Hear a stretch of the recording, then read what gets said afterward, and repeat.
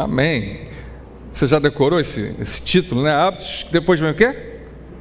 Pequenas disciplinas, grandes resultados. Não é pequenas empresas, grandes negócios, mas pequenas disciplinas, grandes resultados.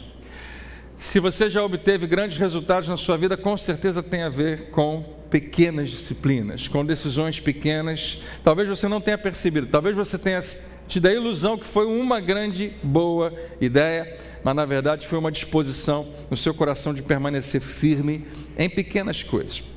E nós temos enfatizado muito isso nos nossos últimos 2 encontros, e a gente termina hoje. Claro que esse é um assunto que merece ser repetido, e a gente pode tratar dele em outros momentos, mas o principal é esse: se você quiser ser sério, uma pessoa disciplinada, uma das coisas mais importantes que você deve absorver é que hábitos devem ser frequentes, por isso o nome, né? Mas para você conseguir, você deve começar pequeno, e foi o que a gente tratou na semana passada. Falando sobre esse assunto, a gente tem olhado bastante para isso. Eu volto a dizer para você, eu estou muito feliz com a repercussão dessa série de mensagens. Muitas pessoas estão dizendo que estão adotando e absorvendo novos hábitos, e eu oro para que você esteja realmente começando pequeno para continuar, para ficar firme, porque se você começar muito grande, quiser fazer tudo, quiser abraçar o mundo de uma vez só, você acaba desistindo no meio do caminho. Mas que você seja consistente, que você permaneça firme até o fim. Quando se trata de chegar a um lugar de sucesso, todo mundo quer a mesma coisa. Todos nós temos objetivos semelhantes. Se a gente gastar um tempo conversando, eu e você, e entrevistar aqui 100 pessoas aqui na igreja, 100 pessoas diferentes umas das outras, nós vamos descobrir isso. Todo mundo tem alvos muito semelhantes. Todo mundo quer chegar em lugares muito parecidos. Eu quero ser bem sucedido financeiramente, profissionalmente. Eu quero que a minha família vá bem. Eu quero chegar num lugar bom, né? Ninguém absolutamente faz planos, ninguém, né, de chegar num lugar desagradável. Ninguém pensa assim: financeiramente o meu alvo, o que eu mais desejo é viver de contra-cheque a contra-cheque certinho, gastar somente aquilo ali, nunca dar nenhum passo para frente, viver sempre estressado, e toda vez que a minha mulher comprar qualquer coisa, você comprou o quê? É isso que eu quero viver da minha vida. Todo dia, toda semana ficar desesperado por causa de dinheiro. Ninguém pensa assim. Ninguém faz esse plano. Ninguém faz plano: o meu alvo é daqui a 20 anos ter engordado 5 quilos por ano, para ficar com 100 a mais do que eu tenho hoje, e sofrer bastante com questões cardíacas, poder me tornar um diabético. Não, ninguém planeja isso. Meu alvo na vida é ser viciado em alguma coisa. Você conhece alguém? Não, ninguém faz esse plano. Me tornar um dependente químico para perder completamente o controle da minha vida, destruir meu casamento, perder o respeito dos meus filhos. É esse o meu alvo? Claro que não, ninguém tem um alvo desse. Ninguém tem um alvo de viver uma vida medíocre, de trabalhar a vida inteira no emprego onde não há nenhuma paixão naquilo, não era o que eu queria, não tem propósito, não tem visão na minha vida. A minha vida é completamente desperdiçada. Mas se tem uma coisa que eu tenho, é um monte de arrependimentos. Ninguém faz planos, mas ainda assim, com os nossos bons alvos bem estabelecidos, por que há pessoas que chegam lá e outras que não vão chegar e vão experimentar situações semelhantes a essas que eu falei? Pelos mesmos motivos, pelos hábitos que foram sendo desenvolvidos, sejam eles bons para apontar você na boa direção, sejam eles maus hábitos que acabam tirando você daquele caminho que você queria tanto seguir. O que é interessante em relação a isso é que você facilmente descobre que raramente significa quase nunca, alguém destrói a própria vida por causa de uma decisão. Raramente alguém tem uma vida completamente destroçada por causa de algo que aconteceu da noite para o dia. Não, é uma série de passos, um de cada vez. Se você der passos, um de cada vez, você nunca para de se movimentar, você sempre chega a algum lugar. E é um passo de cada vez que faz, né, a sua vida acontecer em uma determinada direção, seja ela boa ou ruim. E se você está chegando num lugar que você não queria chegar, é importante examinar que passos você deu, porque foi um de cada vez, um dia de cada vez, um hábito de cada vez, uma escolha de cada vez. E a gente, em geral, isso é tão importante que você saiba, a gente não percebe isso facilmente. Nós frequentemente usamos a expressão aconteceu do nada. Não, não aconteceu do nada. Houve um processo. A gente frequentemente tem a impressão que certas coisas aconteceram da noite para o dia. Quando eu olhei, tinha mudado tudo. Como pastor, frequentemente, os pastores sabem disso, né? A gente ouve expressões desse tipo. Quando eu vi, eu já estava lá. Você deveria ter visto antes, porque você deu vários passos para chegar até lá. E todo mundo sabe, você também. Mas em geral a gente resume aquele resultado, às vezes um resultado ruim, com apenas uma frase.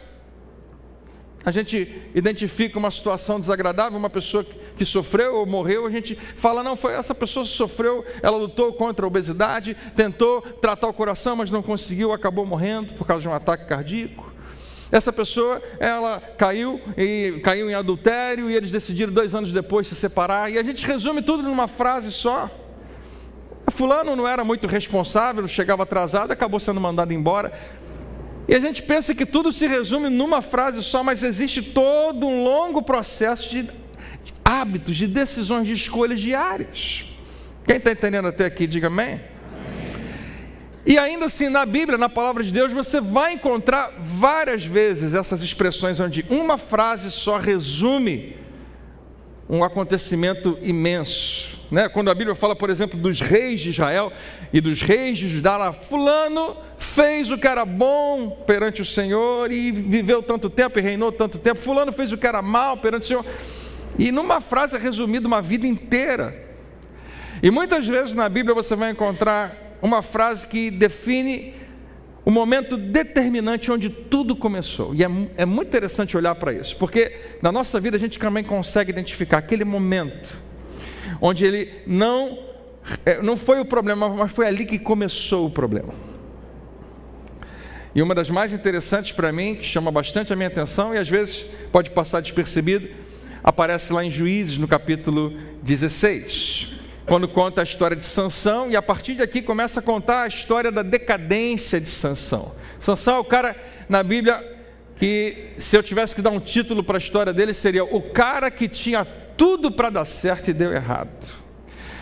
Você conhece alguém assim, que tinha tudo para dar certo? Tudo estava a seu favor para dar certo, e ainda assim ele deu errado. Por quê? Começa por aqui. Certa vez, diga bem alto comigo, certa vez, ou então era uma vez, ou um dia, né? Talvez alguma versão da sua Bíblia diga um dia, como outro qualquer. Certa vez Sansão foi a Gaza e viu ali uma prostituta. E a gente lê isso muito rapidamente, mas não percebe que esse é o momento onde a coisa começa a mudar para Sansão completamente. Sansão ia até Gaza, não era nunca uma boa ideia. Gaza era a cidade, meio que uma capital, quartel-general do povo inimigo de Israel, os filisteus. E Gaza, você sabe, a gente não tem muito isso, mas sabe aqueles filmes que tem aqueles posters, aqueles cartazinhos assim de procurado? Né? Procurado. Sansão estava em todos os postes de Gaza, a foto dele, ele era procurado, ele era o inimigo número 1, inimigo público. E ele foi até lá. Sei lá por que razão, ele foi a primeira vez, e a Bíblia diz que ali ele viu uma prostituta, e o versículo continua dizendo, ele foi e dormiu com ela, e passou a noite com ela. E a partir dali, você vê que Sansão torna isso um hábito. Eu fui procurar identificar direitinho, e não é tão fácil você encontrar essas duas cidades, a cidade de Zorá, onde Sansão morava, e a cidade de Gaza é um pouco mais fácil, no Antigo Testamento, na tua Bíblia, talvez você tenha lá, bem na pontinha, indo para o mar Mediterrâneo. E não é tão distante se você tiver carro e tiver ônibus, mas naquela época não tinha Uber, não tinha mototáxi. Talvez tivesse um Uber Jeg, não sei. Mas, possivelmente, para Sansão ir da onde ele estava até Gaza, da sua cidade até Gaza, ele deve ter feito como a maioria das pessoas faziam, e foi a pé. porque todo mundo andava a pé. Alguns poucos andavam de cavalo, outros menos ainda com uma carruagem, mas em geral todo mundo fazia uma viagem de cerca de 40 quilômetros. Que, mais uma vez, para nós, né, hoje com os nossos meios de transporte, a gente se acostuma a andar 40 quilômetros, mas você não ia curtir nem um pouco andar 40 quilômetros, especialmente quando isso se torna um hábito para você. 40 quilômetros aproximadamente, talvez um pouquinho mais. E possivelmente Sansão fazia esse caminho a pé. Para pensar nisso. Quem é a pessoa maluca que vai andar 40 quilômetros para um território inimigo, onde ele é conhecido como inimigo, só para ter uma noite de prazer com uma outra pessoa, que ele poderia conseguir alguma coisa na cidade dele, talvez? Quem faz isso? Posso usar a expressão que de vez em quando eu gosto, não sei se ela é boa de usar na igreja, mas eu gosto de usar. Quem seria tão burro para arriscar tanto por tão pouco? Você está olhando para mim? Sabe qual é a resposta? Um monte de gente faz isso todo dia. Muita gente faz muito parecido com Sansão. Caminha uma longa distância, corre riscos apenas para saciar um desejo, apenas para ter um apetite resolvido. Se você for procurar mais ou menos essa distância, que não é exatamente 40, mas mais ou menos 40 quilômetros, eu fui procurar para ver uma pessoa normal, qual é o tamanho do passo que ela dá. Sansão, se ele dava um passo de 50, 60 centímetros, você sabe quantos passos, curiosidade importante, você vai levar para casa isso hoje, quantos passos para ir de Zorá, a cidade de Sansão, até Gaza? 56.250 passos. 56.250 passos. Eu tenho, isso não era para eu contar para ninguém, era um segredo só meu, mas eu tenho uma mania de às vezes contar os meus passos. Isso é coisa de gente meio maluca, eu não sou muito, eu sou só meio. De vez em quando eu estaciono o carro meio longe, e uma das maneiras para mim de identificar, ninguém sabia disso, eu estou contando, abrindo meu coração para você aqui hoje, é que eu saio do carro, identifico mais ou menos onde está, e só por curiosidade eu conto os meus passos. Então, daqui até lá vai dar 150 passos, vai dar 200 passos, e eu descubro que eu sou bom em contar mais ou menos a distância. Meu passo talvez tenha quase 80 centímetros quando eu estou bem concentrado, né? Então vai dar tantos passos. Sansão possivelmente andava 56.250 passos para chegar em Gaza, onde ele encontrava essa prostituta e tinha relações com ela. Mais uma vez, ninguém destrói a vida de uma vez só. São pequenos passos, um dia de cada vez, uma má decisão de cada vez, um mau hábito de cada vez, dia após dia. Na primeira semana nós apresentamos a você o princípio do alvo de identidade. Você ter um alvo de comportamento é muito importante, mas a gente falou que antes de você ter um alvo de comportamento, eu quero mudar isso na minha vida, é importante que você tenha um alvo de identidade. O que significa um alvo de identidade? É responder essa pergunta. Antes de você saber o que você deve fazer, é importante saber quem você quer ser. Então eu fiz essa pergunta e é importante demais que você responda a ela. Se você não entender essa parte, se você não começar por aí... Opa, peraí. Começou a minha luta aqui, vamos lá. Se você não começar por aí, essas 3 mensagens a respeito de hábitos podem ser meio inúteis, podem ser meio em vão para você, porque é a partir daqui. Não é o que você quer mudar na sua vida, é quem você quer ser, quem você quer se tornar. Qual o homem que você quer ser? Qual é a mulher que você quer ser? Você quer ser um homem de Deus? Você quer ser uma mulher de Deus? Eu quero ser um bom marido, eu quero ser um bom pai. Uma mulher poderia dizer, eu quero ser um bom exemplo para as mulheres que estão ao meu redor, para as jovens que estão ao meu redor, para as minhas filhas, ou para minha filha, sobrinhas, eu quero ser um bom exemplo para elas. Eu quero que elas olhem para mim e busquem se espelhar em algumas atitudes, mesmo eu não sendo perfeita, eu quero ir nessa direção. Eu quero ser alguém, uma pessoa saudável, que cuida do seu corpo, que cuida da sua saúde, que não vive o tempo todo preocupado com saúde. Eu quero ser uma pessoa generosa. Eu quero ser alguém que as pessoas saibam, né, que podem confiar, uma pessoa fiel. Eu quero ser uma pessoa sóbria, livre de vícios. Até hoje eu experimentei e sofri com esse vício, mas eu quero ser livre disso. Eu quero viver um outro tempo na minha vida, eu aponto nessa direção. Você tem que responder essa pergunta para você: quem você quer ser? Eu coloquei na primeira semana da seguinte maneira: quando falarem de você e forem se referir a você, como é que você gostaria de ser descrito? Como é que você gostaria que falasse a seu respeito? Na segunda semana, a gente trouxe uma prática muito importante, fazendo a seguinte pergunta: com base em quem você quer se tornar, que hábito você precisa começar? Então a gente falou disso semana passada, e o convite foi esse, simples, um hábito. Tem um monte que você gostaria de começar. Algumas pessoas devem ter começado mais de um.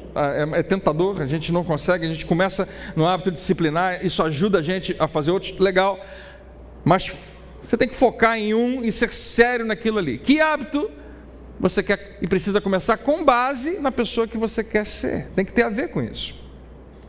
E hoje a gente vai falar do outro lado da moeda. Com base em quem você quer se tornar, de que hábito você precisa se livrar? Todos nós temos hábitos que nós queremos quebrar, jogar fora. Um hábito nocivo, ou um hábito fútil, bobo, não leva a lugar nenhum. Um hábito que você sabe, todo mundo sabe que é errado. Talvez até seja segredo, ninguém sabe, mas você sabe que é errado. Um hábito que é contrário à vontade de Deus. Um hábito que está levando você numa direção, igual Sansão, um passo de cada vez, levando a um lugar que no final você pensava: não era onde eu queria realmente chegar, não era o que eu queria para mim. E eu gostei de usar esse verbo para você guardar ele: se livrar. Eu gosto dessa expressão.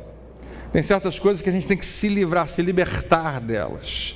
Eu gosto muito como é que Tiago, no capítulo 1, fala, ele coloca da seguinte maneira: portanto, livrem-se de toda a impureza e da maldade. Há uma versão que diz: de todo hábito sujo, de toda impureza e da maldade, tanto interior quanto exterior. E Tiago continua escrevendo para a igreja, dizendo: isso é algo que vocês têm que tomar uma decisão de fazer. Livrem-se de toda impureza e alegrem-se humildemente com a palavra maravilhosa que foi implantada em vocês. Por que ele fala isso? Porque ele sabe que você não consegue sozinho se livrar de um hábito ruim, mas é com base na palavra que está sendo implantada, na maravilhosa palavra que foi implantada em vocês, pois ela, palavra de Deus, é capaz de nos salvar. Entenda isso. Salvação, eu e você entendemos, e a primeira coisa que a gente lembra a respeito de salvação é a salvação da morte eterna. Jesus nos salvou, e se você é salvo, diga aleluia. Ele pagou o preço para que você tivesse uma vida com Deus, mas ela vai sendo experimentada em várias áreas da nossa vida. Qualquer livramento na sua vida é uma salvação, qualquer cura é uma salvação, qualquer mudança para melhor tem um aspecto de salvação. Ele está falando que a palavra é poderosa para salvar você, à medida que se desenvolve em nossos corações. Então a primeira coisa que a gente tem que fazer é identificar qual é esse hábito. Qual é esse, e eu vou repetir, um hábito que você precisa tirar da sua vida, que você precisa se livrar. Você não vai conseguir derrotar o que você não conseguir identificar. Antes você identifica, e depois você consegue vencer. Qual é o hábito que você precisa se livrar para dar passos agora na direção da vontade de Deus, para chegar mais perto de quem Deus quer que você seja? André, eu fiz as contas aqui, são 27 maus hábitos que eu preciso me livrar. Eu queria muito que você se concentrasse em apenas um, porque se você tentar vencer 27, você vai vencer 0, você não vai conseguir. Mas quem sabe, porque você se concentrou em um hábito, ele vai te ajudar a se colocar numa posição onde você começa a vencer os outros, começa a corrigir outras coisas na sua vida. Quem está acordado, diga amém. Talvez seja um hábito do seu comportamento, de uma postura que você adotou, e você fala: eu sei que isso não é legal, eu não era para ser assim. Um espírito crítico, né? Pessoas que vivem e abrem a boca somente nessa direção. Você não consegue dar uma boa notícia sem ouvir uma má de volta, né? Comprei um carro novo, a pessoa fala, ih, com o preço da gasolina? Né? Estou muito feliz que a gente vai ter mais um filho agora. Nossa, nesse mundo, como é que você pode botar uma criança? Pessoas que só conseguem criticar, tudo que elas conseguem ver é o lado ruim, e você às vezes identifica isso e você fala, eu não queria ser assim, eu sei, eu me habituei a isso, eu não sei por que eu sou assim, mas eu sou um coração reclamador, né? Tudo está ruim o tempo todo, nunca consegue ver o que é bom, e pessoas reclamadoras, elas repelem as outras, ninguém quer ser amigo delas, e claro, às vezes percebe isso, uma língua fofoqueira. Claro que você vai dizer, não, eu só conto para a gente orar a respeito daquilo. É uma boa maneira de você disfarçar, mas a verdade é isso. Uma vontade tão grande. Tem certas notícias que você ouve que você fica doido para passar para alguém. O que é isso? Deve ser um monte de coisa, mas uma coisa é certa, pode se tornar um hábito na sua vida, é um hábito que você sabe, precisa ser quebrado. Pode ser um hábito alimentar nocivo, comer demais, comer muito doce, comer muito fast food, né? Não sei se hoje eu vou no McDonald's, no Burger King, ou naquele outro, são as alternativas. Você entra no McDonald's, todo mundo te conhece lá, né? Todo mundo que trabalha fala, fulano, cliente preferencial, pode até furar fila se for o caso. Talvez, e você sabe, né? Eu não queria que fosse assim, talvez seja um hábito nocivo digital. Eu não sabia que isso era tão sério, mas existe muita gente realmente hoje viciada em videogame. E às vezes não sabe. Não, eu só fico 4 horas por dia, no máximo. Como é que vai dizer que isso é vício? Pelo amor de Deus, né? A gente não percebe, mas nós estamos viciados em redes sociais. Isso é um hábito que eu estou tentando me livrar. É um dos que eu estou pensando, que eu estou botando lá em cima. Porque essa semana aconteceu isso. Eu lembrei que eu precisava pegar uma imagem no computador para colocar num impresso que a gente estava fazendo, e eu sabia que tinha ela no Facebook. E eu entrei no Facebook e eu esqueci o que eu ia fazer. E eu não sei sinceramente quanto tempo passou de tela rolando para cima. E eu desliguei o Facebook, eu olhei para o trabalho que eu estava fazendo e falei, agora eu lembrei por que eu abri o Facebook. E eu percebi naquele momento, eu preciso dar um jeito nisso, né? Tem gente que de manhã também, né, vai para o WhatsApp, depois vai almoçar, né? Porque passou a manhã inteira ali na rede social, vigiando a vida das pessoas, querendo saber. Hoje a gente vive um tempo tão engraçado que você vai comer alguma coisa, você tira uma foto para todo mundo saber o que você está comendo. É tão importante isso. Talvez seja ver imagens de pornografia estão ali tão fáceis hoje na nossa frente. E quantos de nós às vezes estamos, né, sendo laçados pelo inimigo nessa direção? Ou então você não consegue viver sem o seu dispositivo móvel. Tirar o celular de você é a mesma coisa que tirar a sua mão. Deixa aqui eu ver seu celular, deixa você. Não! E você percebe, se você for um pouquinho crítico, eu preciso de ajuda, tem alguma coisa errada comigo? Talvez seja um hábito voltado para outras substâncias. Açúcar, a gente não identifica, a gente percebe vícios, cigarro, nicotina, drogas, álcool, açúcar também tá?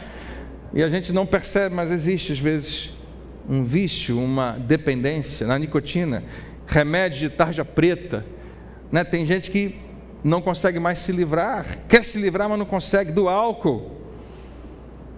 E, como eu disse para você, em geral, a maioria das coisas que a gente fala aqui, que mexe contigo, no seu coração, e você pensa assim, será que eu tenho que mudar isso? Deixa eu te falar o que eu sempre falo, nós vemos isso facilmente na vida dos outros, não é difícil você perceber quando alguém está indo num caminho errado.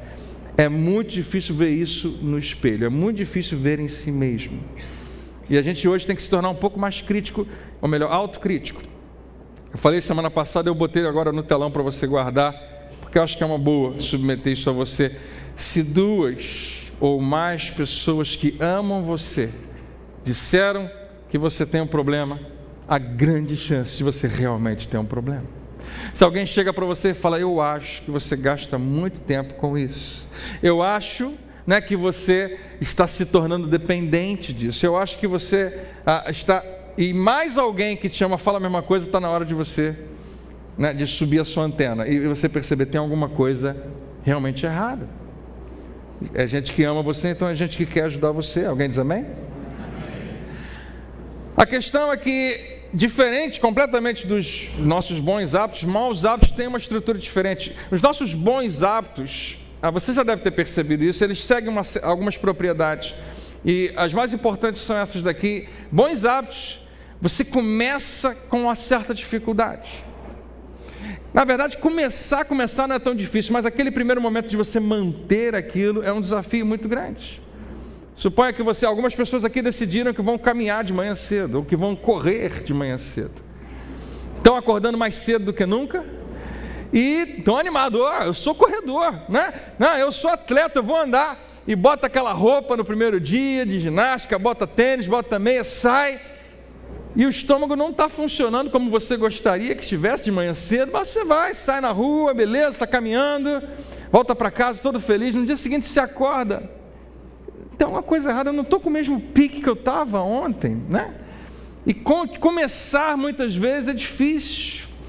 Você consegue fazer no sol, não consegue fazer na chuva, né? Tem várias coisas que no início é mais difícil, mas depois de um tempo você está caminhando durante 8 meses, 9 meses, está correndo lá, ou caminhando 1 quilômetro, 2, 3 quilômetros por dia, e você vai ver daqui, não agora, nunca é agora, mas o início é difícil, compensação, há uma grande recompensa a longo prazo, porque você permaneceu fiel, e daqui a 7, 8, 9 meses você percebe, gente, eu perdi alguns quilos, né? Eu estou começando a sentir, as dores que eu senti antes eu não sinto mais, olha que legal. Por que esse benefício veio? Não veio imediatamente, nunca vem imediatamente, mas vem quando você permanece fiel. Os nossos maus hábitos, eles são o contrário disso. Quando se trata de maus hábitos, em geral, o que acontece quando você pratica o que é errado, é que você tem a percepção, você tem a impressão de um benefício imediato. Eu botei benefício meio que entre aspas, porque, claro que o benefício, se a gente não identificasse como bom, a gente nunca faria. Eu sei que falar isso na igreja parece estranho, mas pecar é bom, né? Pastor, nunca vou dizer amém para isso. Não, mas para pensar, se não fosse bom, para você pecar não é bom, porque você não fez direito, com certeza, né? Mas a gente tem essa identificação. Por que a gente peca? Porque existe um apelo para as nossas emoções, um desejo resolvido, um apetite saciado. Mas eu e você sabemos que é uma impressão, é uma percepção de um benefício imediato. Todo mundo que comete qualquer tipo de pecado ou hábito errado, ou hábitos nocivos na sua vida, não fazem isso para se destruírem, fazem isso porque naquele momento tem a impressão de que aquilo traz benefícios. Compensação, a longo prazo, há um grande prejuízo. Todo pecado tem um prazer, mas tem um preço, todos. E a gente precisa identificar, né, que quando você percebe essa estrutura, tanto para os bons hábitos quanto para os maus hábitos, fica mais fácil você tomar as próximas decisões, dar os próximos passos. Como eu disse para você, né, bons hábitos, você só vai perceber a diferença daqui a muito tempo. Esse é o ano que eu vou levar a sério estar na igreja, vou frequentar, vou estar lá presente. E não é fácil. Roubaram os seus domingos, você ficava em casa, dormia até a tarde, assistia um jogo, sei lá, de manhã não tem, mas ia jogar a bola com alguém, e agora não, está todo domingo lá na igreja. Mas daqui a alguns meses, você percebe, eu nunca esperava que eu estivesse tão mais perto de Deus como eu nunca estive antes. Que a minha família esteja muito mais unida. Estar com os meus filhos na igreja está fazendo uma diferença imensa na vida deles, mas isso não acontece porque você vem esporadicamente, mas é porque você se tornou um hábito. Deixa eu falar para você, ninguém consegue nunca roubar isso de mim, eu sou um fruto disso, eu sei que frequentar uma igreja, uma boa igreja, faz toda a diferença na sua vida, e na sua família, e na sua saúde espiritual, na sua saúde emocional. há muito mais paz. Não é que você não tenha problemas, não tenha conflitos, mas é completamente diferente. Assim também, né, os maus hábitos têm esse benefício imediato, mas o grande prejuízo a longo prazo. Pessoas que começam num vício, me permita usar esse exemplo do cigarro, por exemplo. Por que as pessoas fumam? Porque tem um benefício ali aparente, alivia o estresse, traz uma certa tranquilidade, causa alguma coisa nas veias, nas artérias, parece que há que a nicotina produz talvez ali como é que fala? Dilatação, né? E faz o fluir diferente. Eu ouvi falar a respeito disso, que é uma explicação de por que existe algum prazer ali. Mas aí as décadas se passam, não é ano que vem, não é daqui a 2 anos, é daqui a 20 anos, e o exame mostra lá, ou um câncer no pulmão, um enfisema, ou problemas respiratórios, está lá na frente. E como é lá na frente, por que eu vou ter que me preocupar com isso agora? Uma má alimentação, pessoas que nunca dizem não para si mesmas, e comem mal, e os anos vão se passar, e não vai ser ano que vem, daqui a 2 anos, mas daqui a algum tempo, vem lá o diagnóstico de uma diabetes, de um problema no coração, de outras coisas, e a gente fala, por que isso está acontecendo comigo? Por favor, me entenda, eu não quero provocar em você nenhum sentimento de culpa, eu quero que você, junto comigo, todos nós precisamos ouvir isso, acorde, que não acontece nada da noite para o dia, tudo são decisões que nós tomamos, e é um dia de cada vez, um passo de cada vez. Há um benefício imediato que você percebe no hábito errado, mas a longo prazo não pode, não, traz alguma destruição. Hoje, a pergunta que a gente quer responder é como nós quebramos maus hábitos, como nós nos livramos de maus hábitos. Você lembra como é que a gente faz para começar um bom hábito? A gente criou uma estrutura na semana passada, a gente falou que para você começar um bom hábito e permanecer nele, você tem que fazer 2 coisas: torná-lo óbvio, né? Fácil de você perceber, fácil de enxergar, e fácil, sem complicação, e pequeno. Quando você começa pequeno, é mais fácil. Então eu quero começar um hábito legal de ter meu tempo com Deus. Então todo dia eu vou acordar de manhã cedo, vou passar 1 hora com Deus. No 3º dia você já não faz mais. Mas se você estabelecer hoje, eu vou ler um versículo e fazer uma oração de gratidão a Deus de 2 minutos, e fazer isso diariamente, porque é fácil, aquilo apela para a sua disposição em fazer, e você continua e continua, e daqui a pouco é um hábito, é vivo dentro de você, porque se tornou óbvio, está bem na sua frente, se tornou fácil, aquilo faz parte da sua vida, é mais fácil dar o próximo passo. No caso de se livrar no hábito, como é que você quebra um hábito? Você deve fazer, torná-lo difícil. Se para você garantir a continuidade de um bom hábito, você tem que ter ele fácil, para você quebrar um bom hábito, você precisa descobrir como é que eu faço para tornar ele o mais difícil possível.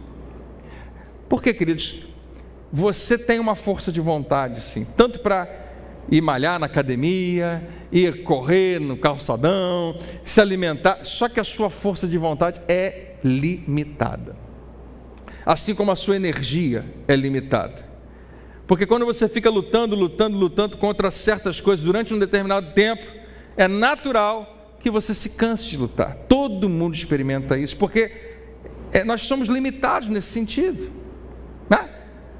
Todo dia, vamos dizer que você vai trabalhar em algum lugar e todo dia você almoça mais ou menos no mesmo lugar. E você fala, não, a partir de agora eu vou comer saudável, né? E eu vou começar a comer mais saladas, botar só uma proteínazinha, vou comer e eu vou levar isso a sério. Mas quando você passa com a bandeja no self-service, em algum momento tem uma maldita coxinha. E ela é linda, está brilhando na sua frente, é gordura que está aparecendo, mas você acha que aquilo ali é uma iluminação. Você fala, não, já decidi, agora comigo é diferente, eu vou viver uma vida saudável. Você nem olha para a coxinha, está nem aí para você.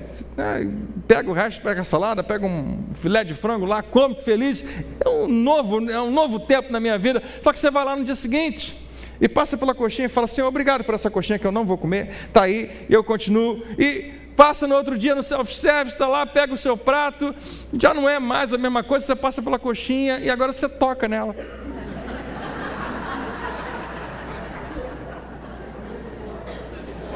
Não como, não, agora é diferente. No dia seguinte você passa e olha para ela, ela olha para você, você chega pertinho e cheira. Ô papai, não vou comer, não vou comer. E aí no dia seguinte você vai lá e fala, vou comer só metade, tio. E você come metade. E espera 7 minutos, porque 7 é um número espiritual, você pensa, depois de 7 minutos não deve ser pecado, você come a outra metade. E você pensa, eu já pequei mesmo. Já perdi a minha virgindade no quesito salgadinho. Então agora come mais 7. O que eu estou falando faz sentido para você? Eu acho que a gente sabe que é mais ou menos assim que acontece. Porque está ali na nossa frente, todo dia você vê, a gente tem um limite na nossa força de vontade, a gente perde, você tem que criar algum jeito de tornar aquilo difícil. Salomão sabia muito bem disso, ele colocou para mim e para você, não imite os maus, nem siga os passos da coxinha, não siga os passos dos perversos. Fuja, olha esses verbos que eu marquei para você. Não imite os maus, nem siga os passos de perversos. Os perversos estão indo no caminho, não siga. Fuja do caminho dos perversos, desvie-se deles, não se aproxime. E Salomão usa essas 5 expressões para falar para você como é sério. Se você identificou que aquilo é uma inclinação na sua vida de fazer o que você não queria ou que você não devia fazer. Não brinque com isso. Não tente negociar, seja sério. Não imite, não siga os passos. Para cada um desses daria uma mensagem diferente. Você pode até fazer se você quiser, vai ser ótimo. Fuja.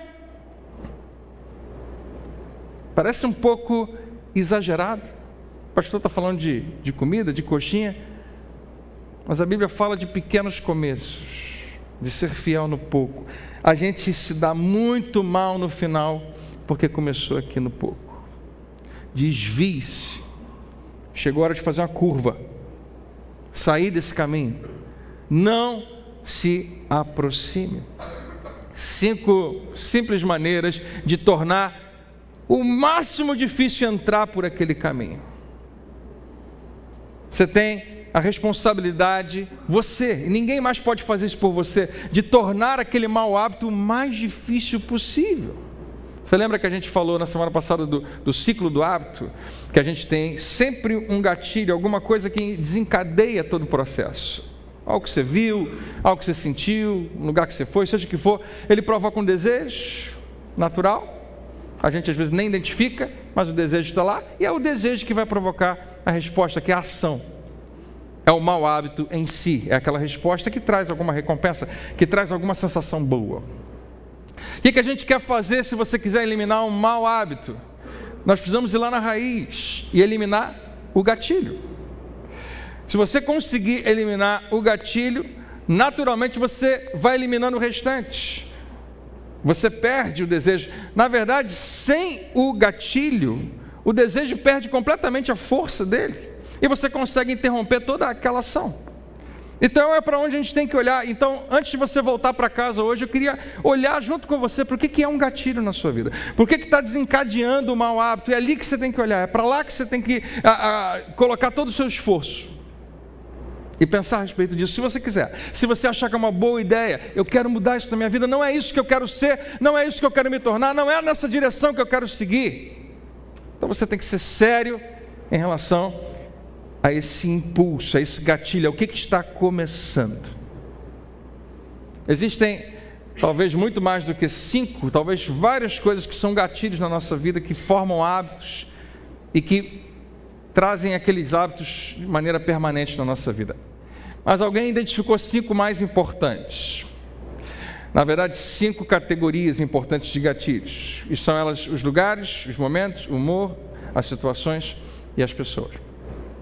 São coisas que provocam na gente próximo passo que a gente vai dar em direção àquele hábito.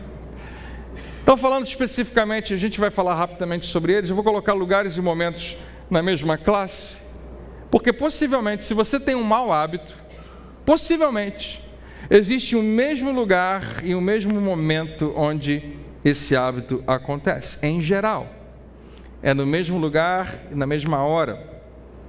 Quando você está naquele lugar, ou quando você passa perto daquele lugar, aquilo é um gatilho. Aquilo chama a sua atenção e você tem dificuldade de praticar certos maus hábitos em outros lugares. Não faz sentido às vezes. Por exemplo, quando você vai numa academia, você não vê ninguém devorando um Big Bob, né, na mesa ali da academia, no balcão. Não parece ser o melhor lugar. E alguns outros, né? Você não fica... não faz certas coisas na igreja, porque você pensa, na igreja não é nunca o lugar de fazer isso. Você talvez faça em outros momentos, em outros lugares. Você não enche a cara, né, para vir para a igreja. Mas, depois do maraca, dependendo da companhia, pode ser que isso aconteça com uma certa frequência. Momento, né, o tempo onde aquilo acontece. Ninguém procura pornografia durante, né, o horário de trabalho, com um monte de gente perto ali do computador, do celular. Não. É mais tarde, é de noite, quando não tem ninguém olhando, ou está chateado com a esposa, ou está entediado, está sozinho. E o acesso é tão simples e tão fácil. Mas, e aí a gente poderia dar uma lista, e você sabe que se encaixa em geral nisso, é quase sempre, se você parar para pensar, no mesmo lugar, ou lugares parecidos, e quase sempre naquele horário, porque aquele horário propicia, seja de manhã cedo, seja na hora do almoço, seja antes de dormir, seja em qualquer horário, ele tem a ver com aquele mau hábito. Tempo e local são extremamente importantes. Em geral, há uma determinada hora e um determinado lugar que facilitam a prática dos maus hábitos, e são inúmeros. E eu faço esse apelo a você hoje, se você já percebeu que é esse o seu caso, eu quero ajudar você a remover esse gatilho, e eu sei que isso é uma tarefa muito difícil, mas é uma decisão que eu e você precisamos tomar. A Bíblia conta a história maravilhosa, a gente já até virou série nossa aqui na igreja sobre Davi, e quando a gente falou sobre Davi, a gente falou de alguns episódios, e um deles é esse daqui, onde ele faz uma péssima escolha, onde Davi toma uma das piores decisões na vida dele, só que parece na hora ser uma decisão inofensiva. Isso é que é estranho. Não parecia estar fazendo mal a ninguém, mas ele tomou uma das piores decisões da sua vida e gerou uma sequência de tragédias na sua vida por causa de uma decisão. E a gente pode resumir simplesmente em lugar errado, na hora errada. Davi estava no lugar errado, na hora errada. Como a gente falou também, né? De Sansão. Então, Sansão experimenta algo parecido, de estar no lugar errado, na hora errada, e tomar decisões com base nisso. Porque Davi não era um homem perverso. Davi, quando a gente pensa nele, ele é um herói para a gente. Ele carrega uma quantidade imensa de qualidades que eu e você queríamos imitar. Coragem, fé, né? Vida com Deus, intimidade. Era um cara que amava a Deus de todo o coração, genuinamente. Deixa eu falar, você pode amar a Deus genuinamente. Você pode ser um homem de Deus, uma mulher de Deus que ama a Deus de verdade. Mas se você estiver no lugar errado, na hora errada, tanto você como qualquer pessoa, você é capaz de fazer coisas que jamais queria ter feito, e que você sabe que não agradam a Deus, mesmo que você o ame tanto. Acho que todo mundo conhece essa história, é uma história verídica, aconteceu mesmo. Davi existiu, e ele foi o rei, talvez o rei mais glorioso da nação de Israel, e ele comete adultério, ele é infiel, ele comete adultério com a mulher, uma vizinha dele, chamada Betseba, e para a história ficar mais trágica, ele termina o processo mandando matar o marido dela, para tentar encobrir uma gravidez, para tentar encobrir o seu pecado. E isso é apenas o início de uma sucessão de tragédias familiares na história desse grande rei de Israel. Por quê? Porque ele estava na hora errada, no lugar errado. E a gente não percebe, mas às vezes a gente se expõe a isso, a estar no lugar errado, na hora errada. E às vezes é difícil voltar, às vezes é difícil sair. A Bíblia fala o seguinte: na primavera do ano seguinte, na época em que os reis, inclusive o rei Davi, se preparava para as guerras, Davi dá ordens para os seus exércitos, dá ordens para os seus generais, mas a Bíblia diz: Davi ficou. Os reis todos foram, mas Davi ficou em Jerusalém. Decisão simples demais. O que tem de mais? O que tem de mais é que ele não deveria estar ali. E num determinado momento, ele resolve dar um passeio na sua grande sacada, na varanda, e ele vai justamente numa hora que é a hora do banho da vizinha, e ele olha, não sei como é que se tomava banho naquele tempo, mas aparentemente o banheiro devia ser transparente, ou ela estava tomando banho do lado de fora, e ele vê ela tomando banho nua, e a Bíblia diz que ele manda chamar. Alguma coisa aconteceu com Davi. Ele acreditava que ele poderia ter o que ele quisesse. Ele é o rei. E a gente às vezes sobe um degrauzinho, e a gente às vezes se sente o rei. Eu consigo o que eu quero, eu vou ter o que eu quiser ter. Afinal de contas, eu sou quem eu sou. Hora errada, no lugar errado. Levou Davi a ver o que não deveria ter visto, e a fazer o que não deveria ter feito. Isso lhe custou mais do que ele estava pronto para pagar. Lugar errado, na hora errada. Se você está constantemente, se você se vê praticando o que você não queria, analise hoje o lugar, analise hoje a hora, e faça ajustes, porque você consegue, para dificultar ao máximo esse gatilho tão comum. Existem algumas coisas que você sabe que podem ser feitas para dificultar, e se tornar difícil, isso vai te ajudar a vencer aquele mau hábito. Então, o lugar, a hora, o momento, e em terceiro lugar, o humor. O humor é como é que você está emocionalmente, está de bom humor ou mau humor, e você se torna muito mais vulnerável dependendo do seu humor, especialmente quando você está em uma dessas condições, com fome, irritado. Para algumas pessoas esses dois são uma coisa só. Se você ficar com fome, você fica irritado, solitário, você está sozinho, ou entediado, ou então cansado. Se você está numa dessas condições, você está mais suscetível a tomar uma decisão errada. A gente falou algum tempo atrás sobre Jacó e Esaú. Esaú toma a pior decisão da vida dele porque está com fome. E quando você está com fome, você está com... O Lula já falava, pressa, Quem tem fome, não sei se foi ele que falou isso, mas alguém falava isso no governo Lula. Quem tem fome tem pressa. E é verdade. Eu aposto que algumas pessoas já estão com pressa nesse momento, para que o culto termine. E se você estiver faminto, se você estiver com fome de verdade, isso muda a sua maneira de decidir. Eu estou chamando isso de um humor, de uma condição emocional. Irritado, se você está chateado, se você está impaciente, porque às vezes se acumulam algumas coisas. Brigou antes de sair de casa, um cara te fechou na rua e deu tudo errado. Isso aqui, você está numa impaciência, você está suscetível a tomar decisões erradas, fazer escolhas erradas. E o nosso humor, ele em geral nos aponta em certos hábitos. Quando você se sente solitário, deixa eu botar no feminino para você não achar que é só para homem. Faminta, irritada, solitária, cansada também. Quando você está nessas condições, você se torna mais vulnerável. E em geral, nós praticamos hábitos semelhantes e corriqueiros e frequentes por causa dos mesmos gatilhos emocionais. Eu sinto fome, eu vou nessa direção. Eu estou irritado, eu resolvo desse jeito. Eu me sinto solitário, o único jeito de resolver é aquele, e a gente cria um novo mau hábito e permanece nele, e aquilo traz uma certa saciedade para minha mente, para as minhas emoções, cansado também. E penúltimo, são as situações.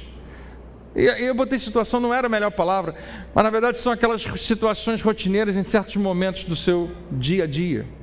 É quando você sempre faz a mesma coisa depois de uma situação frequente. Deixa eu dar um exemplo. brigou com o marido, liga sempre para as mesmas duas amigas e faz uma festa com ela no telefone. O marido é o prato principal, né? E conversam ali horas e horas falando sobre aquilo e como está todo mundo chateado. E meu marido também, assim, assado. Depois de um certo hábito, sequencialmente eu faço outra coisa. Depois de jogar bola, a gente vai com os amigos para o bar e bebe até cansar, né? Por quê? Porque é hábito. Depois do jogo é isso que a gente faz, é natural. São situações que puxam outras. Você já fez isso das últimas 2 vezes que você foi lá, você vai fazer outra vez. Por quê? Porque aquela situação é um gatilho.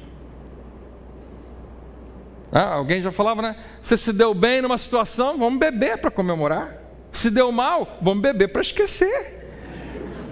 Não aconteceu nada, vamos beber para acontecer alguma coisa. Seja o que for, né? Você tem um problema sério de bebida que você precisa resolver. Mas uma coisa está engatilhada com a outra. Muitas vezes é preciso identificar situações frequentes. Eu acho que isso se encaixa com alguns de nós, que geram os mesmos sentimentos e provocam as mesmas respostas. Sempre que acontece, eu faço isso. Sempre que eu me sinto assim, eu vou nessa direção. Sempre que essa situação acontece, eu vou nessa direção. E por último, pessoas. E aqui que a coisa fica um pouquinho mais emocional para mim e para você, porque às vezes a gente não quer admitir isso. Mas pessoas erradas podem ser um gatilho para apontar você para uma direção errada. Assim como pessoas certas podem ser um gatilho para apontar você na direção certa. Eu fui procurar, existem alguns estudos que falam sobre essa influência das nossas amizades. Quanto mais próximos de alguém, mais provável imitar os hábitos daquela pessoa. Quanto mais você sabe o que eu estou falando, né? Quando você vai andando perto de alguém, você vai assimilando e vai absorvendo alguns hábitos que aquela pessoa tem. Eu já me vi assim, com Rafaela, minha esposa, com às vezes meus filhos, com amigos muito perto, eu começo a absorver algumas coisas e eles com certeza também. Houve uma pesquisa que aconteceu, um experimento interessantíssimo. Eu li a respeito dele com 12 mil pessoas durante 32 anos. Olha que coisa doida, quase 3 décadas, mais de 3 décadas, pessoas sendo observadas, respondendo todo dia alguns impulsos, algumas séries de perguntas. 12 mil pessoas. E chegaram a algumas conclusões. Eu só anotei 2 para chamar a sua atenção, que talvez você faça até você repensar suas amizades. Uma delas é a seguinte: se você tiver um amigo com obesidade ou sobrepeso, um amigo, há 57% de chance de você também se tornar ou obeso ou com sobrepeso. 57%, é quase 60% de chances por causa daquela ligação. Em compensação, o outro lado da moeda é muito legal. Se você tem um amigo que perdeu uma grande quantidade de peso, conseguiu emagrecer bastante, é bem provável, segundo essa pesquisa, de cada 3 amigos dessa pessoa, um dele também consiga vencer e perder uma grande quantidade de peso. 1/3, né, dos amigos. Isso é só uma pesquisazinha e eu não estou pegando no pé dos gordinhos não, tá, gente? É só um exemplo, todo mundo precisa, né, olhar para isso. Há pessoas, as pessoas com as quais nós nos associamos, frequentemente influenciam os nossos hábitos. Isso não é novidade para você, porque você lê a Bíblia, né? E você sabe que está escrito lá, que Salomão escreveu lá, em Provérbios, no capítulo 13, aquele que procura a companhia dos sábios, se tornará sábio também, mas se você está na companhia de pessoas tolas, acabará mal. Então, quantos tem amigos tolos aqui, digo amém, não, melhor não. Quantos estão sentados ao lado de um amigo, não precisa também. Mas deixa eu falar para você um pouquinho só da minha experiência em relação a isso. Pessoalmente, eu sou extremamente grato a Deus pelas pessoas que Deus colocou perto de mim, ou que Ele me apontou na direção de eu me aproximar dessas pessoas. Os meus amigos mais próximos são um presente de Deus para mim.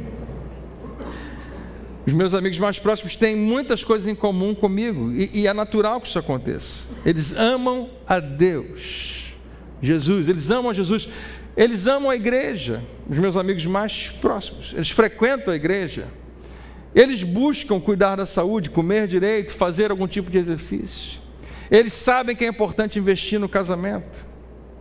E naturalmente, esses amigos, não são muitos, os poucos amigos aqueles que você tem mais perto, eles naturalmente influenciam você a cultivar bons hábitos. Um dos meus amigos, os pastores todos aqui se encaixam exatamente nessa categoria. E cada um deles me ensina algum princípio voltado numa determinada área, onde eu preciso melhorar. Rodrigo de um jeito, André de outro, de irmã, pastores Cláudio e Ednei. Cada um aponta numa direção onde eu falo, esse cara é bom nisso, eu preciso imitar. E às vezes isso acontece até sem a gente perceber, a gente vai absorvendo aquilo. É natural que nas suas amizades você influencie o outro a cultivar o que você faz. E meu Deus do céu, isso torna a vida muito mais fácil para mim. Você pode imaginar qual difícil seria para mim? Para começo de conversa, eu nunca estaria aqui no púlpito, se não fosse por essas associações. Imagine que os meus 5 amigos mais próximos de mim tivessem problemas com dependência química, fossem viciados em videogame, né? Passam o dia inteiro jogando videogame, todo fim de semana tem uma farra para ir, com cigarro, com droga, com bebida, uma vida desregrada. Imagina se esses são os meus amigos. Será que isso ia afetar a minha vida? Tem grandes chances disso acontecer, né? de a gente ser afetado por causa daquela comunhão. Qual difícil seria para mim se essa fosse a minha companhia? Eu coloquei da seguinte maneira: é quase impossível viver uma vida correta com amigos errados. E como é importante olhar para isso. A maneira como Paulo escreve deixa muito claro para mim e para você: não se deixem enganar, as más companhias corrompem. O que são os bons costumes? É a sua cultura, o que você tem, como é que você cresceu, o que você absorveu de bem, de bom, né, que foi depositado em você. Tudo isso pode ser corrompido, tudo isso pode ser destruído, tudo isso pode ser minado, solapado, tirado de você. Como é que isso aconteceu? Foi com quem você se associou. Então nessa noite a gente está olhando para esses gatilhos. Eu coloquei esses 5 para você. Talvez você encontre outros: pessoas, humor, situações, tempo e lugares. E eu queria junto com você, será que a gente consegue identificar? Eu quero mudar esse hábito na minha vida, na verdade eu quero me livrar dele. Você tem que olhar para o gatilho, você tem que olhar para essa primeira parte. O que me impulsiona? E remover o gatilho. Quando você remove o gatilho, você interrompe a ação. Um exemplo clássico, que eu já vi em ação, é aquela pessoa que tem dificuldade de acordar de manhã cedo, está com muito sono. E qual é a tendência? Você tem um despertador do seu lado dizendo para você: está na hora de acordar. Ele diz da seguinte maneira: né? Está na hora de acordar. O que você faz? Você bate naquele botãozinho que está em cima, que inventaram, que é o tal do soneca. O que ele está sugerindo? Dá tempo para mais uma soneca. Em geral já foi 7 minutos, 9 minutos, alguns são 11 minutos. E algumas pessoas naturalmente, já sabendo, eu preciso sair de casa a tal hora, eu preciso sair de casa às 7, então 5 para as 7 eu levanto. Não tem gente que faz isso? Você conhece alguém? Então eu vou botar para despertar às 5h30, e eu vou poder apertar 7 vezes, que é um número espiritual, o soneca, para ter mais 1 hora e pouco de sono antes de acordar. E a gente se habitua a isso. Se você disse: não, quer saber um negócio? Na hora que o meu despertador tocar, eu vou levantar. Eu quero começar esse novo hábito na minha vida. Eu entendo que a vida é um presente de Deus. Eu não vou gastar, né, de maneira errada. Eu vou me levantar, vou glorificar a Deus, vou viver a minha vida. Como é que você faz? Uma boa maneira de tornar difícil o hábito que já está em você de desligar e desligar e desligar. Você pega o despertador e bota do outro lado do quarto ou da sala. Bota ele para tocar no banheiro, no corredor, bem alto. Porque o que vai acontecer? Ele vai de manhã cedo, pé, pé, pé, pé. Primeiro você vai pensar que é um sonho, que em geral a gente pensa que é no sonho, né? Tá, esse barulho. Você está vendo alguém conversando com você no sonho, a pessoa está assim. Já aconteceu? Já aconteceu com você? Já aconteceu? Né? E o que você tem que fazer? Se você quiser, acabar com aquele barulho terrível, você vai ter que sair debaixo do seu edredom e vai ter que se levantar e andar até lá, ou seja, se tornou mais difícil. E você vai repensar e o hábito pode mudar, a ponto de chegar um momento onde o despertador pode estar do seu lado, e ele vai tocar e você vai se levantar. Claro, você começa primeiro para mudar um mau hábito, tornando ele mais difícil. Você está gastando muito com o cartão de crédito, dá aqui para a gente, a tesourinha, problema resolvido. Não dá para usar o cartão de crédito quebrado, até dá agora porque tem digital, né? Apple Pay e outras coisas. Você tem que tornar mais difícil. Então dá a senha para alguém e você não sabe qual é a senha, só aquela pessoa sabe. Não, que não seja marido, esposa, outra pessoa, né? Para você poder usar, um dos exemplos que eu já estudei bastante a respeito, são homens que estão tentando vencer o hábito da pornografia. Existem hoje, aqui no Brasil tem muito pouco ainda, mas existem alguns sistemas onde você se afilia e você tem o seguinte: tudo que eu ver no meu celular, no meu iPad, no meu computador, eu tenho uma pessoa que vai ver também. Então, de certa maneira, eu estou prestando contas àquela pessoa. Então eu sei muito bem que se eu entrar num site indevido, eu estou me expondo a que outra pessoa saiba disso. E alguém com quem eu vou frequentemente prestar contas e dizer: olha, eu estou sofrendo isso, preciso de ajuda, eu preciso que você ore por mim. E a pessoa sabe, ela está acompanhando. Isso é muito legal. Muitos homens estão, e mulheres também, né, se utilizando de serviços desse tipo para vencer um mau hábito. O que você está fazendo quando você dificulta? Você está tentando neutralizar aquela ação através de tirar, de remover aquele gatilho. Tem que tornar ele o mais difícil possível. Qual é o mau hábito na sua vida que você precisa se livrar dele? Como você pode torná-lo mais difícil? Como a gente se livra desses maus hábitos? Nós precisamos torná-los mais difíceis. Também começamos novos bons hábitos. Isso é interessante, porque a gente já fala isso há algum tempo. Quando você começa bons hábitos, eles te ajudam também a vencer os maus hábitos. Eles vão substituindo, eles vão empurrando para fora os maus hábitos. Então, um bom caminho, além de dificultar o mau hábito, é ser sério no seu bom hábito. Ele vai te lembrando o tempo todo: eu sou uma pessoa disciplinada. Os hábitos que você tem hoje estão moldando quem você se tornará amanhã. A pergunta é: você gosta do caminho que os seus hábitos estão levando você? Preste atenção. Júlio, pode subir aqui. Seus hábitos estão levando você para algum lugar. Você consegue identificar para onde você está indo? Você consegue ver para onde você está chegando? Se você estiver na dúvida, eu queria fazer um exercício com você. Queria que você tentasse pensar em você daqui a 5 anos. Em você daqui a 10 anos. Seus hábitos estão levando você a um lugar. São hábitos negativos, e quando você faz o que é errado, você pensa: não tem problema nenhum, não causou mal a ninguém, não acredito que isso vai fazer tanta diferença assim, porque realmente não é grande coisa agora, é só um passo. Até chegar lá, são 56.250 passos. Um passo não faz a menor diferença.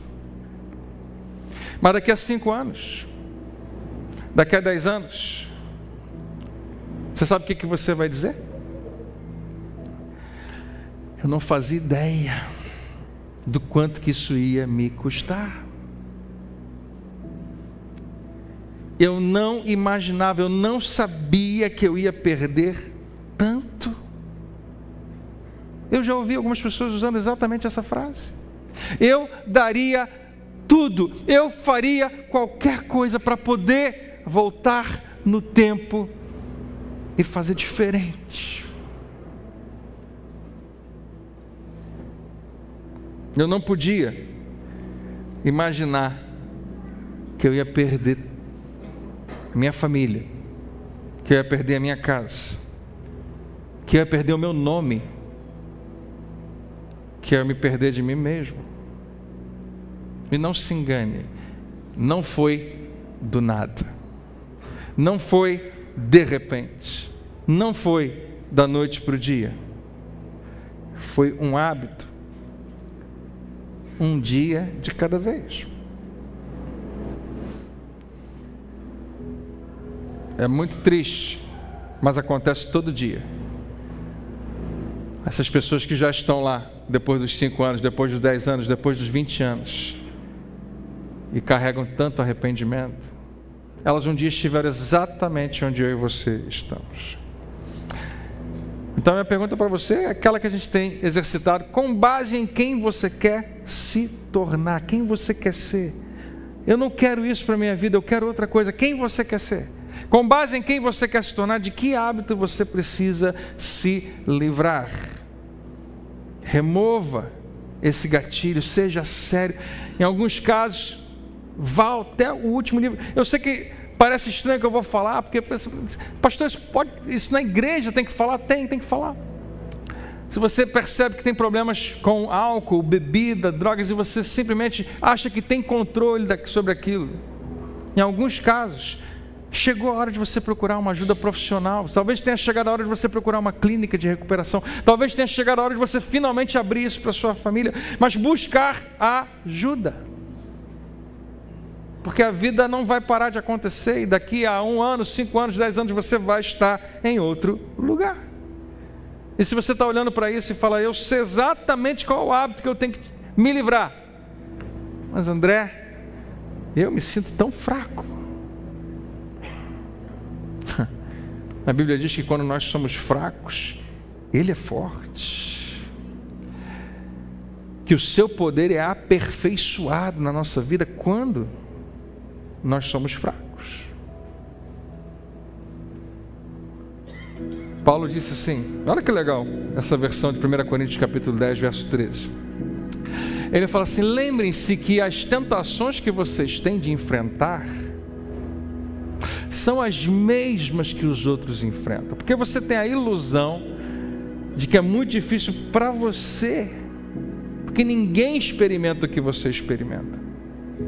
Paulo escreve, o Espírito Santo fala para mim e para você, não esqueçam disso, toda tentação que veio, ela é humana, todo mundo experimenta, mas tem algo maravilhoso nesse versículo, nessa versão ele ficou imenso, diz assim, nenhuma tentação é irresistível. Quantos podem dizer glória a Deus? Nenhuma tentação é irresistível. E ele continua, vocês podem confiar que Deus, olha que barato, impedirá que a tentação se torne tão forte que você não possa enfrentar. Você consegue entender o que está acontecendo? Deus, ele está muito atento aos seus limites. Quando você acha que não consegue, Ele está sempre ali para te dizer, filho, você consegue. Eu não vou permitir alguma coisa que ultrapasse esse limite. Não vai. Nada vai ser tão maior que você não possa. Sabe quando a gente fala foi maior do que eu, foi mais forte do que eu? Nunca é verdade. A Bíblia me diz que Deus não permite, que Ele impede que a tentação se torne tão forte que eu não possa enfrentar. E termina assim, Deus dará a vocês forças para suportá-la. Glória a Deus. Vamos receber essa palavra hoje? Quem recebe, diga aleluia. Todo dia eu tenho dito a mesma expressão, e tem a ver com isso. Cristo em mim é mais forte que os desejos errados em mim. Vamos dizer todo mundo junto? Cristo em mim é mais forte que os desejos errados em mim. Mais uma vez. Cristo em mim é mais forte que os desejos errados em mim. Pensa em Sansão. Deus está prometendo que Ele não vai permitir. Outra versão diz que ele junto com aquela tentação que veio sobre você, Ele provê livramento. Você nunca está sozinho na sua tentação. 56.250 passos, um de cada vez. Você sabe o que Sansão também tinha? 56.250 oportunidades de parar e voltar, de tomar essa simples decisão.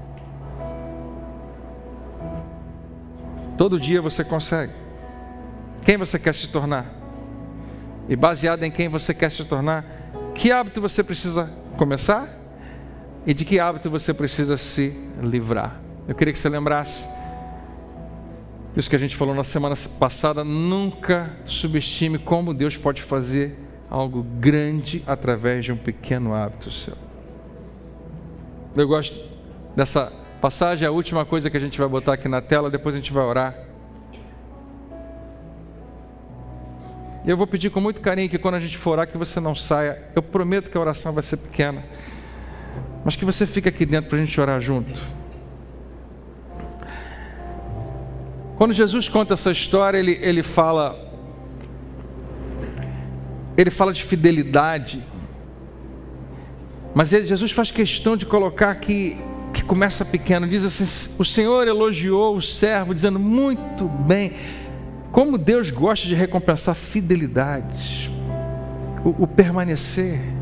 Muito bom, servo bom e fiel. Você foi fiel no pouco, e eu o porei sobre muito. Eu queria que você soubesse que isso é uma promessa, que não tem como falhar. Quando você é fiel no pouco, Deus vai te colocar em lugares mais altos. E que isso a gente tem que estar lembrando disso o tempo todo. Você não está sendo fiel no pouco para nada. Você tem a impressão de que não está acontecendo nada, mas você está acumulando coisas muito importantes na sua vida. Eu oro para que essas 3 semanas tenham sido de libertação para mim e para você, nos pensamentos, nas práticas e principalmente nas mudanças que a gente precisa fazer na nossa vida. Se você recebe essa palavra, diga amém. Vamos ficar de pé, vamos orar juntos. Aleluia.